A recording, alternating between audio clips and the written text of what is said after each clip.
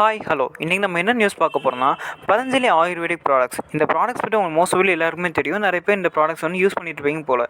இந்த ப்ராடக்ட்ஸ் யார் ஓன் பண்ணுறாங்கன்னா பாபா ராம்தேவ் மற்றும் பாலகிருஷ்ணா. போன வருஷம் நவம்பர் அப்போ இந்த கம்பெனி மேலே ஒரு கேஸ் ஃபைல் பண்ணியிருக்காங்க. அந்த கேஸ் ஃபைல் பண்ணது ஏன்னா இந்திய மருத்துவ சங்கம்.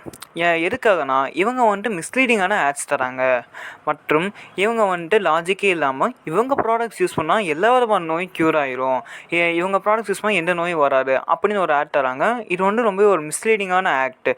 ஸோ இவங்க இந்த மாதிரி ஆட்ஸ் ரத்து செய்யணும் அப்படின்ட்டு ஒரு கேஸ் உச்சநீதிமன்றமில் ஃபைல் பண்ணுறாங்க. இதை பார்த்த உச்சநீதிமன்றமும் என்ன சொல்லியிருக்காங்கன்னா, இவங்க சொல்கிறது சரி தான், நீங்கள் பண்ணது தவறு, ஸோ இந்த ஆடை நீங்கள் ரத்து செய்யணும் அப்படின்ட்டு உச்சநீதிமன்றமும் ஆர்டர் கொடுத்துட்டாங்க.